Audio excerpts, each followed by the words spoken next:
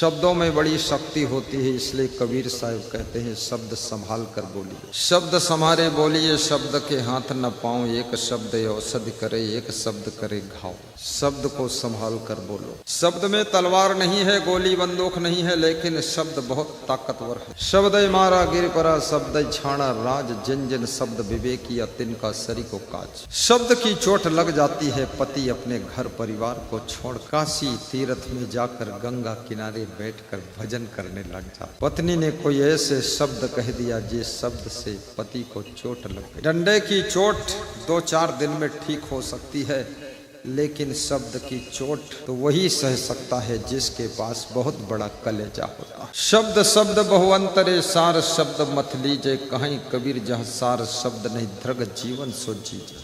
याद रखना, शब्द की शक्ति को पहचानना।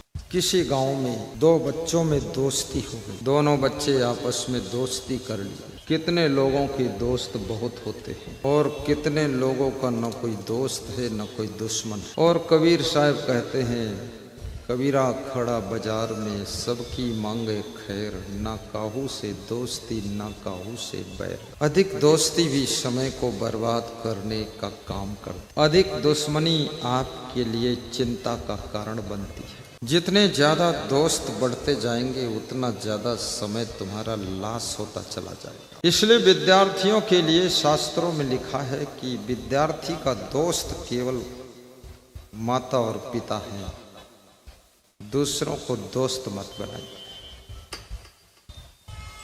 बॉयफ्रेंड तो कभी नहीं बनाना चाहिए, ना तो गर्लफ्रेंड बनाना चाहिए, क्योंकि गर्लफ्रेंड एक दिन गला काट देगी और बॉयफ्रेंड एक दिन हाय हाय करके भाग जाएगा। ये बॉय बोलेगा हाय और भाग गया। इसलिए बॉयफ्रेंड और गर्लफ्रेंड से भी पिंड छोड़ाइए। सभी विद्यार्थियों के लिए, बेटियों के लिए और बच्चों के लिए निवेदन करता हूं, बॉयफ्रेंड मत बनाना और गर्लफ्रेंड भी मत बनाना, क्योंकि स्त्री पुरुष लड़का लड़की में बैटरी जैसा प्लस माइनस जैसा आकर्षण होता है।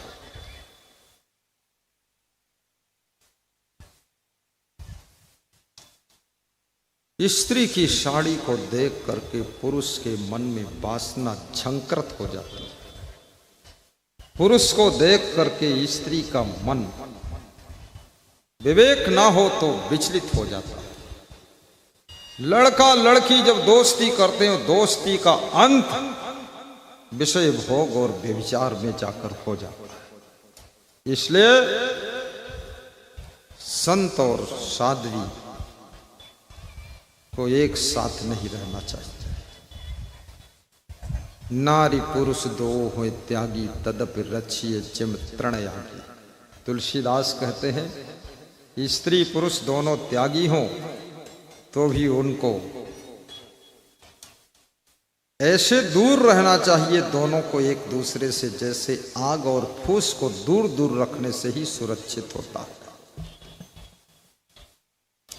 आग फूस पास पास में रख दोगे,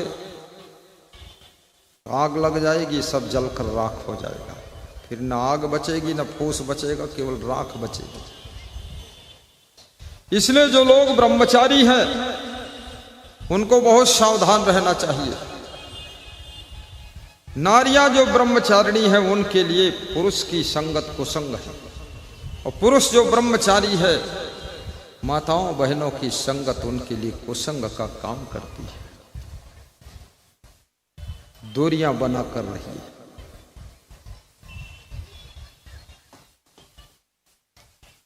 दोनों बच्चे आपस में दोस्त बन गए। भगवान कृष्ण और सुदामा जैसे दोस्त बने। दोस्ती हो लेकिन धर्म के रंग की दोस्ती होना चाहिए। केवल मन की चंचलता की दोस्ती ना हो।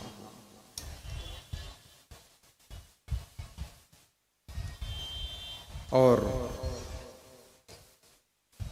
धार्मिकम कृतज्ञम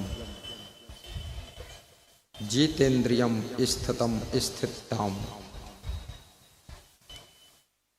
दोस्ती उससे करो जो धार्मिक हो, दोस्त उसको बनाओ जो कृतज्ञता ज्ञापित कर सके, और जो जितेंद्रिय हो, जिसका मन स्थिर हो, चंचल ना हो,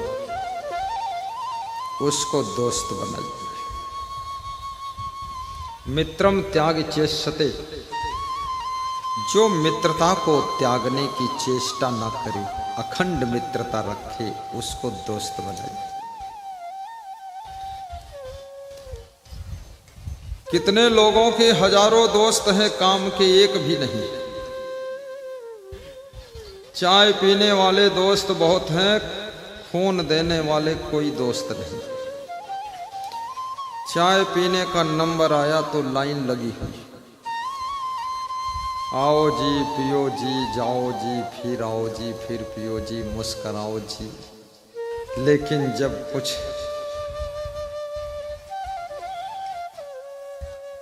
सहयोग देने का नंबर आया तो सब चले गए जी, कोई नहीं मिला जी। आपने लैला मजनू का नाम सुना होगा, रुपेश सिंह लैला मजनू। अब तो लैला मजनू की जरूरत ही नहीं है, घर घर लैला है और घर घर छैला है। घर घर मजनू, घर घर गजनू। हाँ, मंजन नहीं करते, मजनू बने घूम रहे। तो लैला मजनू का किस्सा, पुराना किस्सा।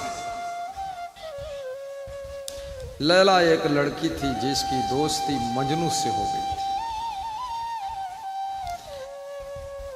लैला का पिता बहुत सख्त था। एक दिन उसने मजनू को लाठियों से पीटा, बहुत मारा। मजनू को लहूलुहान हो गया, मजनू घायल हो गया मजनू, और लैला को भी पिटाई किया। ये पिटाई भी बहुत पुरानी है, बहुत पुराने जमाने से पिटाई चल रही है, अभी तक पिटाई चल ही रही है। बहुत पीटे गए लोग, फिर भी सुधरे नहीं लोग। बहुत लोगों का मर्डर हो गया, फिर भी लोगों को डर नहीं। बहुत स्त्रियां लड़कियां सब मार डाली गईं, फिर भी कोई सावधान नहीं हुआ। बहुत कुत्ते गाड़ी में लिपट कर चिपट कर मर गए, कुचल कर, लेकिन बाकी कुत्ते फिर गाड़ी के पीछे भाग रहे। बहुत से लड़के सब मार डाले गए, सब मौत के घाट उतर गए, फिर भी वो लड़के फिर वही काम कर रहे हैं। जो जिंदा बचे हैं फिर वो कुत्ते की तरह दौड़ रहे। बड़ा विचित्र जमाना है। आवा फैशन का जमाना, सासू कैसे सफरी। आवा फैशन का जमाना, सासू कैसे सफरी, सासू कैसे सफरी। आवा फैशन का जमनवा, सासू कैसे सफरी, सासू कैसे सफरी।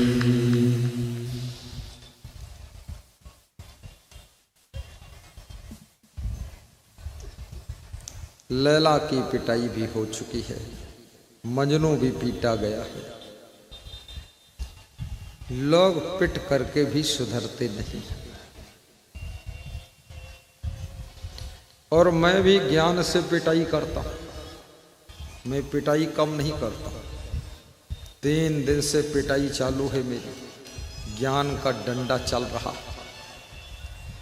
तो मेरे ज्ञान की पिटाई से तो खैर लोग सुधरते भी हैं, बदलते भी, चेंज होते हैं। जो सत्संग से चेंज होते हैं ना, वो मजबूत बदल जाते हैं।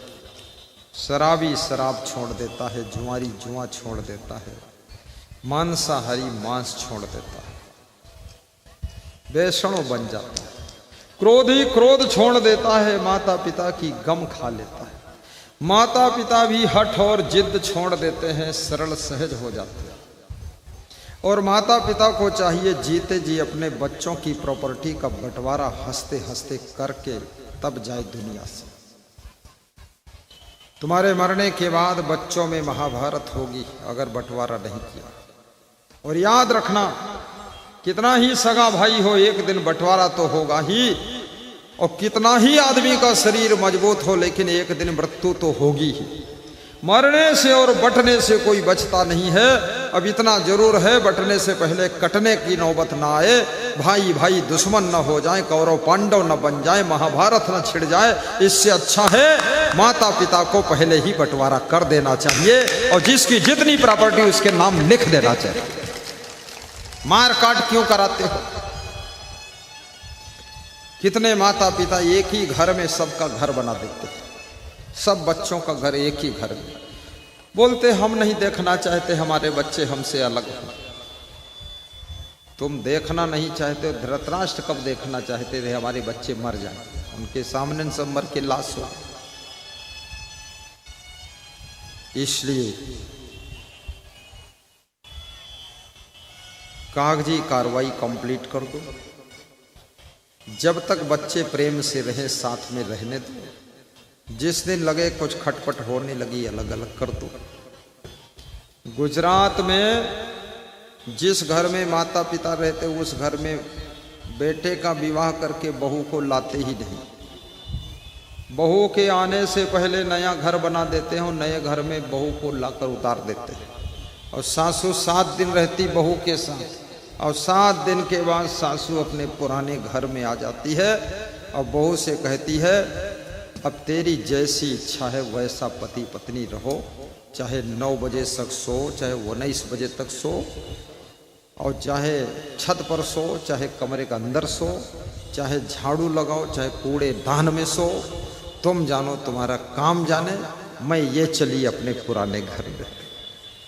लेकिन हमारे यहाँ क्या है, उसी में सासू घुसी, उसी में बहू घुसी, उसी में छोटी बहू, उसी में मझली बहू, उसी में गंजली बहू, और इतनी गंजली मझली संजली पझली बहू घुस गई कि सासू भी सब किचकिच हो गया, चिल्ला चोट मच गया। सब कोई उठ नहीं रहा, कोई जाग नहीं रहा, कोई सो रहा है, कोई रो रहा है, कोई खा रहा है, कोई थूक रहा है, कोई उल्टी टट्टी कर रहा है, कोई जूठन डाल दिया है, सब भगमच्छर मचा दिया, पूरा घर को नरक बना दिया।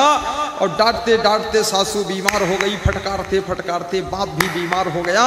ना तो बहू सुधरी, बेटा और बिगड़ गया, बहू भी सुधरी नहीं, सब नरक हो गई जिंदगी और सब गड़बड़ हो गई।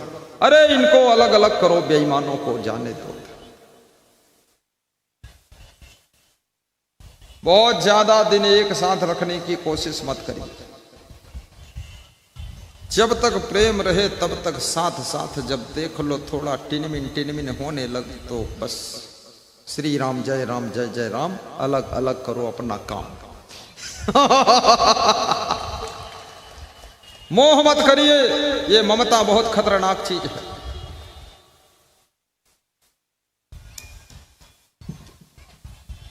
और ये भी याद रखना, इसका मतलब ये नहीं कि आज जाकर के शाम को बंटवारा शुरू कर दो,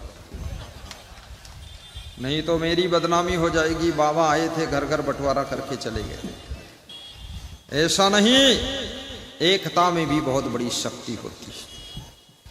आज भारत देश की सबसे बड़ी कोचिंग जिसका नाम एलएन कोचिंग सेंटर है, कोटा की, 4 भाई हैं, प्रेम महेश्वरी, गोविंद महेश्वरी, 2 भाई और हैं। चारों भाई 50 साल की उम्र के हो गए, 45 साल के हो गए, लेकिन एक साथ में हैं। उनके विद्यालय में 4 लाख विद्यार्थी कोचिंग पढ़ता है, 4 लाख विद्यार्थी पढ़ता है। याद रखना, संगठन की शक्ति को भी पहचाने। हमारे पास भी संगठन है, सैकड़ों संतों का संगठन है, हम संगठन में रहते। ये प्रजापिता ब्रह्मा कुमारी में भी संगठन है। कोई कोई कुमारी लांग मार के छलांग मार के भाग जाती है, बाकी है संगठन इनमें। तगड़ा संगठन है माउंट आबू से, है ना।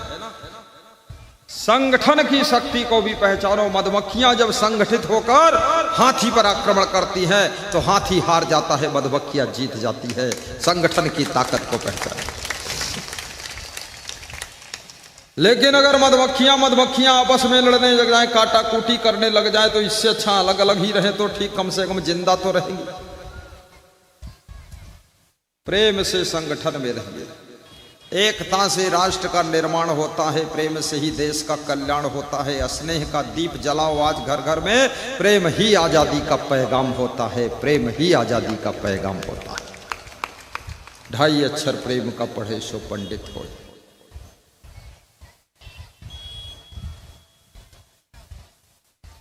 संगठन बहुत बड़ी चीज भी है।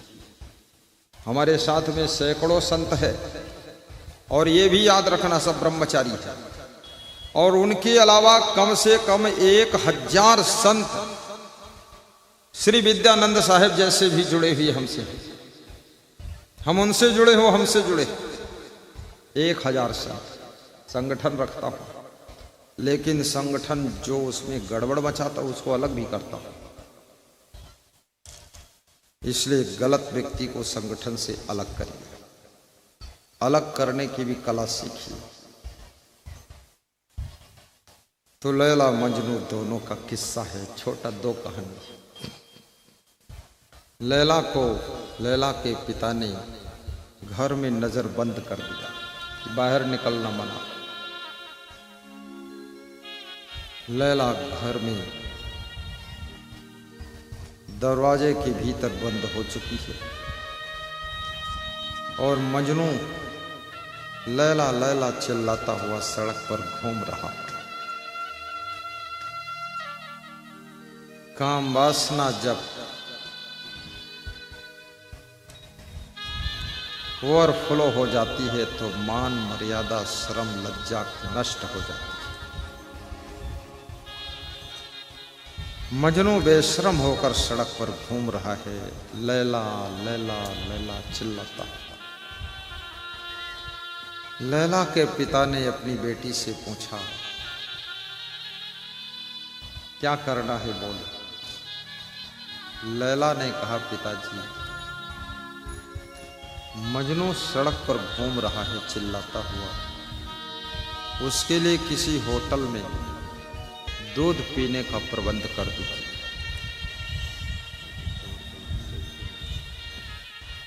दूध पीने का प्रबंध कर दीजिए, होटल में भूखों मर जाएगा।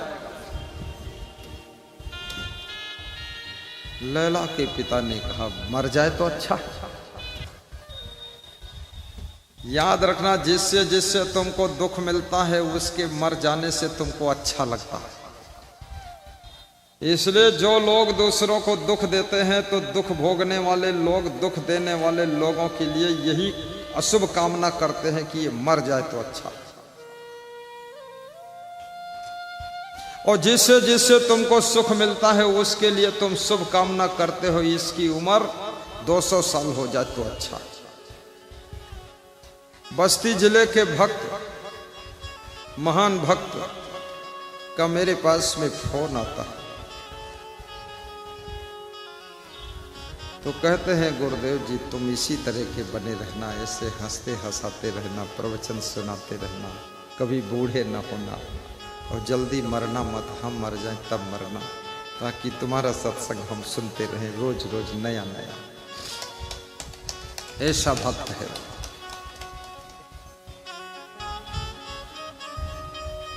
बच्चे का नाम सत्यम यादव है, बैदोलिया गांव, जिला बस्ती, उत्तर प्रदेश के निवासी।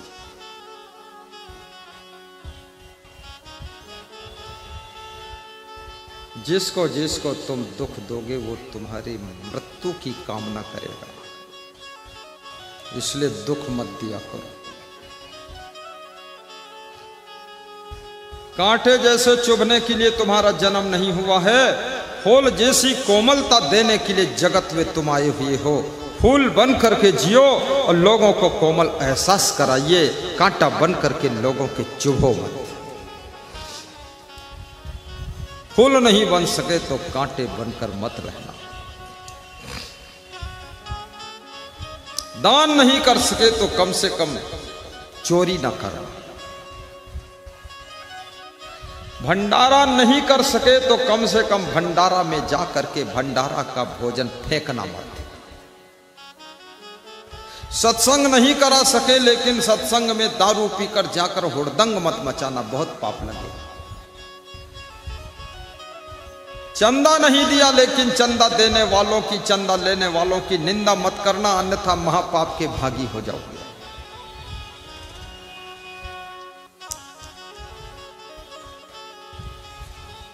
गुरु की भक्ति नहीं किया कोई बात नहीं, लेकिन भक्तों की अगर तुमने निंदा किया है तो तुमको नरक में ही वास मिलेगा। भक्तों का गुणगान करोगे, संतों का गुणगान करोगे तो तुम्हारे नरक के पाप जितने हैं वे सब कट जाएंगे और तुम भी भक्त की महिमा गाते गाते स्वर्ग में स्थान पा जाओगे, स्वर्ग में स्थान पा जाओगे। सत्संग कराने वालों की प्रशंसा करोगे तो तुमको 2% तो पुण्य मिल ही जाएगा। गुणगान करने में तुम्हारा क्या खर्च होता, लेकिन ईर्ष्या की बीमारी गुणगान करने से भी तुमको रोकती है। दही माना सूती ब्रेण नीच पर यशोग्न नता असक्तास तत्पदम ततो निंदाम कुर्वते गंतुम। नीच लोग ही दूसरों की निंदा बुराई और ईर्ष्या करते रहते हैं। ईर्ष्या से भरा हुआ दिल किसी दूसरे की उन्नति देख करके जल भुन कर राख हो जाता है। और ईर्ष्या सभी क्षेत्रों में काम करती है। याद रखना, परिवार के भीतर भी ईर्ष्या चुपके काम करती रहती है। देवरानी जेठानी में भी जलन होती है, भाई भाई में जलन होती है। राजनेताओं के बीच में तो ईर्ष्या बहुत विकट काम कर रही है। कोई नया नेता जब उभरने लगता है तो पुराने नेता के सीने पर सांप लौट जाते हैं और पुराने नेता की नींद उड़ जाती है। पुराना नेता नया नेता की टांग खींचने में सारी शक्ति झोंक देता है, इसको कैसे नीचे गिराया जाए। कई बार देखा जाता है मत पंथ के बीच में भी ईर्ष्या काम करती है और कितने लोगों में तो मजहब हिंदू मुस्लिम सिख ईसाई जैन यहूदी में भी ईर्ष्या काम कर रहा है। ईर्षु घृणी न संतुष्टा क्रोधनो नित्य संकिता पर भाग्य विजीवी च खटिते नित्य दुखिता। ईर्ष्या करने वाला, घृणा करने वाला, क्रोध करने वाला, शंका रखने वाला और दूसरों की कमाई पर जीवन जीने वाला पर भाग्योपजीवी और कभी संतुष्ट न होने वाला। ये 6 प्रकार के लोग हमेशा दुखी रहते हैं। ये बिना दुख के ही दुखी रहा करते हैं। इसलिए याद रखना, किसी से जलन मत करो। मैंने सुना है एक शंकर भगवान का भक्त मंदिर में जाकर ध्यान लगाया, महादेव प्रकट हो गए, बोले कि क्या चाहिए तुझे, वरदान मांग ले। उसने कहा वरदान दे दो, एक मकान चाहिए, एक कार चाहिए और मुझे नौकरी चाहिए। तो शंकर जी ने कहा तुझे जितना वरदान मिलेगा तेरे पड़ोसियों को उसके डबल मिल जाएगा। बोला कोई बात नहीं। घर आया, देखा एक मकान बन गया है, एक कार आ गई है और नौकरी के लिए भी सूचना आ गई, तुझे नौकरी भी मिल गई। लेकिन पड़ोसियों के 2-2 मकान बन गए, 2-2 कार आ गई और 2-2 लड़कों को नौकरी मिल गई पड़ोसियों। वो महादेव के भगत को बड़ा दुख हुआ कि अरे ध्यान तो मैंने लगाया महादेव का, डबल फायदा पड़ोसियों ने उठाया, इनकी ऐसी के तैसी पड़ोसियों की। दूसरे दिन फिर पहुंचा मंदिर में, ध्यान लगाया, बोला बम बम भोले महादेव। तो महादेव प्रकट हुए, बोले क्या है रामदेव?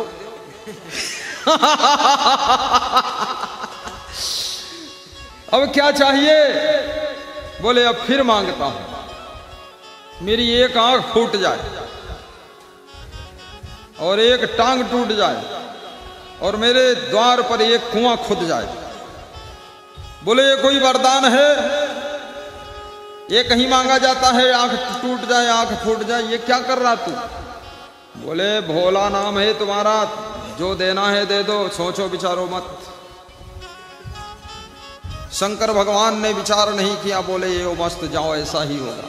वो घर में आया तो उसकी एक आंख फूट गई, एक टांग टूट गई और एक कुआं द्वार पर खुद कर रेडी हो गया। और पड़ोसियों की दोनों टांगें टूट गई और दोनों आंखें फूट गई और 2-2 कुआं खुद गए। और पड़ोसी जब आगे बढ़े तो सब कुआं में गिर के मर गए सब। अब वो हंस रहा था, एक आंख से देखता था, सबको हंसता था। बोला एक आंख तो फूट गई लेकिन दोनों फोड़वा दिया सब।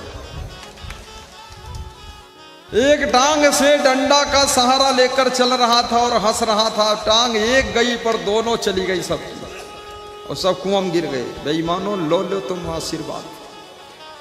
ईर्ष्या करने वाला व्यक्ति दूसरों की दोनों टांगे तोड़ने के लिए अपनी एक टांग तोड़वा कर भी खुश होता है, अपनी एक आंख फोड़वा कर दूसरों की दोनों आंखें फोड़वाने में खुश होता है। इसलिए याद रखना, ईर्ष्या सबसे खतरनाक बीमारी होती है। ईर्ष्या करने से मनुष्य कभी सुखी नहीं हो सकता है। इसलिए जलन की बीमारी को शांत कीजिए और प्रेम की गंगा बहा दीजिए, ताकि ईर्ष्या की आग बुझकर शांत हो जाए। जोर से ताली बजाना चाहिए। जय जय जय जय जय जय जय जय जय श्री राम, जय श्री राम, जय श्री राम। साहिब बंदगी। सब लोग मोबाइल शांत कर लेना, कोई मोबाइल से बात न करना। दफा 144 लगी है, कर्फ्यू चल रहा है, देखते ही गोली मारने का आदेश है। गोली मार देता हूं यहीं से मैं। निवेदन है, सत्संग से छूट जाना, तब मोबाइल से बात कर देना, अभी नहीं।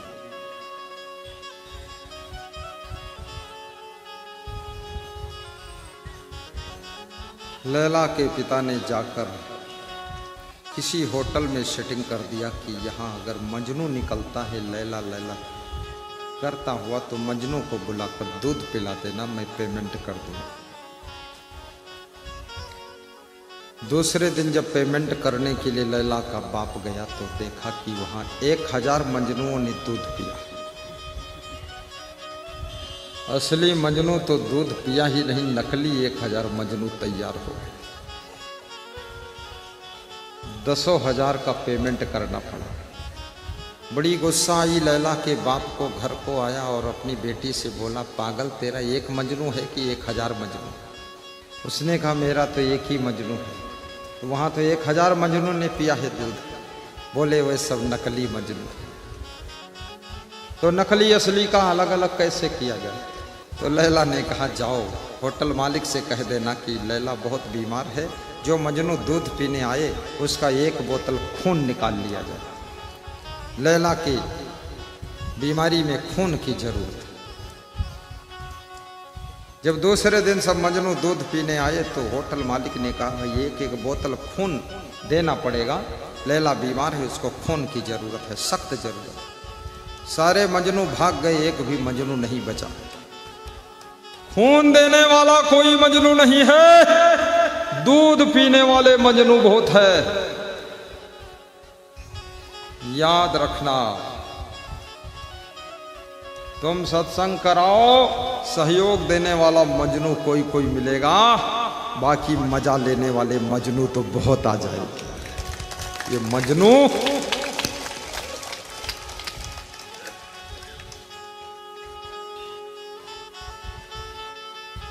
होटल मालिक ने जब देखा एक भी मजनू नहीं बचा तो होटल मालिक खुश हो गया, बोला नकली मजनू का दूध पीकर चले गए। जब असली मजनू को पता चला लैला बीमार है, खून की जरूरत है, तो भागता हुआ आया और होटल में खड़ा हो गया। बोले 1 बोतल नहीं, टोटल खून निकाल लीजिए, मैं मर जाना चाहता हूँ लेकिन लैला को खून चढ़ा दो। उसका फोटो ले लिया और उसको आधा लीटर दूध पिला दिया। असली मजनू की पहचान है। भाइयों बहनों, जब तुम तकलीफ में होगे, अच्छा मित्र जो होगा, सच्चा मित्र होगा तो मदद करने के लिए खड़ा हो जाएगा। तो समझ लेना यही असली मजनू है, यही असली मजनू है। जरूरत पड़ने पर जो पीठ दिखा दे वो नकली मजनू, और जरूरत पड़ने पर जो टोटल खून देने के लिए तैयार हो जाए वो असली मजनू। सच्चे मित्र बनो। पापान निवार्यत योजयते हिताय गुह्यम निगूहत गुणान प्रकटी करोति आपदगतम च न जहाति ददाति काले सन मित्र लक्षणदम प्रविदन्ति संता।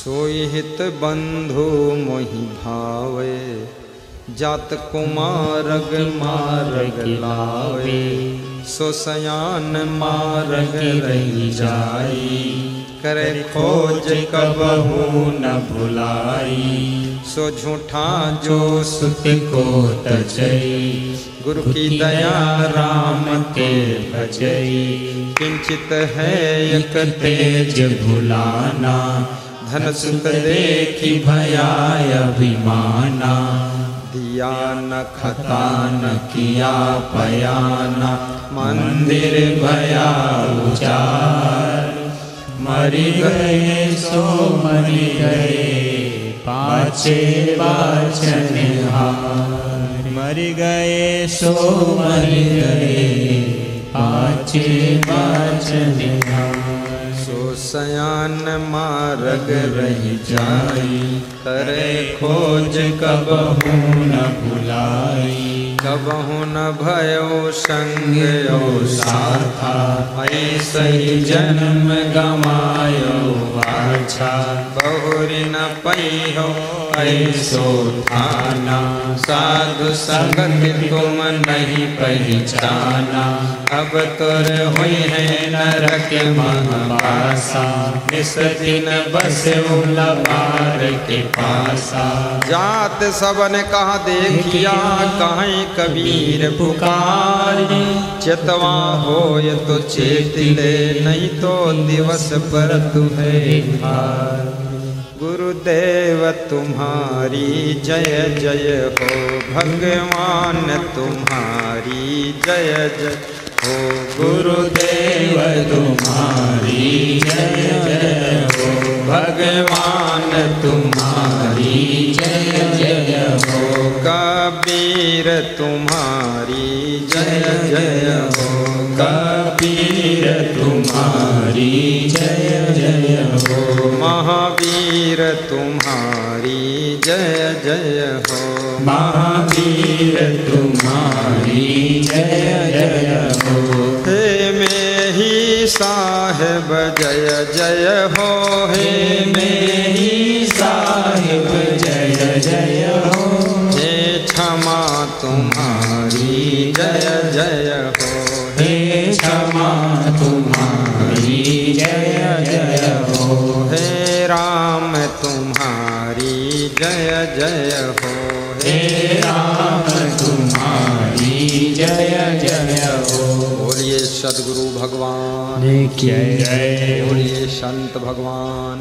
की जय, साहिब बंदगी श्री सद्गुरु महाराज की जय। ध्यान एकाग्र कर लीजिए, फिर से सुनिए दूसरा अध्याय। दो बच्चों में दोस्ती हो गई, किसी गांव की कथा। दोनों खेलते खेलते गांव के बाहर बगीचे में चले गए। बगीचे में एक कुआं था, कुआं में दोनों झांकने लगे। जब झांकने लगे तो जो बड़ा बच्चा था, जिसकी उम्र 11 साल थी, वो कुआं में गिर गया। जब बड़ा बच्चा कुआं में गिर गया तो छोटा बच्चा डर गया कि मेरा मित्र कुआं में गिर गया, अब क्या होगा, घर में क्या कहूँगा, बहुत पिटाई होगी मेरी। उसने बहुत जोर से चिल्लाया, लोगों को बुलाया, कोई आया नहीं, कोई वहाँ था नहीं। कुएं के पास में एक रस्सी और बाल्टी रखी थी। उसने बाल्टी में रस्सी बांध करके कुएं में लटका दिया और अपने मित्र से कहा, इसको तुम पकड़ो, मैं खींच लूँगा। मित्र बोला, मैं 11 साल का हूँ, तो 7-8 साल का है, मुझको कैसे खींच पाएगा। बोले, खींच लूँगा। बहुत हिम्मत करके, मेहनत करके छोटा बच्चा 7-8 साल की उम्र का खींच रहा है, 11-12 साल की उम्र का बड़ा मित्र उस बाल्टी को, रस्सी को पकड़कर लटका हुआ है। जोर से ताकत लगाकर खींच कर बाहर निकाल कर डाल दिया। और जब बाहर डाल दिया,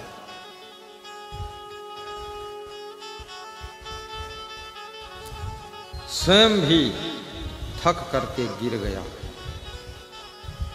दोनों गले मिले और दोनों रोने लगे कि आज मेरा मित्र मर जाता, साथ छूट जाता। दोनों डरते डरते घर को वापस आए। घर में पूरी कहानी बताया। गांव के लोगों को भी आश्चर्य हुआ, घर में भी आश्चर्य हुआ कि ये छोटा सा बच्चा इस अपने बड़े मित्र को कुएं से रस्सी से कैसे खींचा, ये तो बात समझ में नहीं आती, ये तो झूठ लग रहा।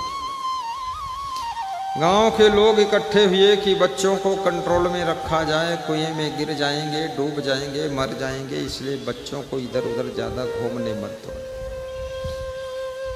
आपस में लोग मीटिंग करने लगे कि ये कैसे छोटा बच्चा इतने बड़े बच्चे को कुएं से रस्सी के द्वारा पकड़कर खींचा कैसे, इसकी इतनी ताकत कहाँ।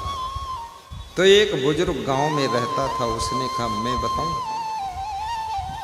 जब ये बच्चा गिरा है और ये छोटा बच्चा ऊपर रह गया, दोनों मित्र परेशान हो गए। इसने आवाज लगाई, कोई पड़ोस से आया नहीं, कोई सुना नहीं, कोई सहारा था नहीं। और फिर इसने हिम्मत करके रस्सी और बाल्टी डालकर बड़े लड़के को पकड़ाकर खींचकर बाहर किया। क्यों? क्योंकि उस समय कोई ये कहने वाला नहीं था कि तू छोटा है, तू कमजोर है, तू नहीं खींच पाएगा। ये बात कहने वाला कोई नहीं था, इसलिए खींचकर बाहर ले आया। अगर कोई नेगेटिव बोलने वाला होता तो इसका मनोबल टूट जाता, ये बड़े बच्चे को खींचकर बाहर नहीं ला पाता।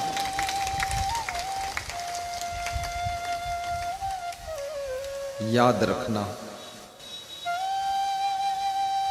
सकारात्मक बात भी बोली गई। मनुष्य के अंदर बहुत सी शक्तियां सोई रहती हैं। मनोबल बढ़ाने वाले शब्दों के द्वारा सोई हुई शक्तियां जागृत हो जाती हैं। अपने माता पिता का मनोबल बढ़ाने वाले कार्य कीजिए। बच्चों का मनोबल बढ़ाने वाले शब्द बोलिए और वैसा ही व्यवहार कीजिए। अपने पति का भी मनोबल ऊंचा कीजिए।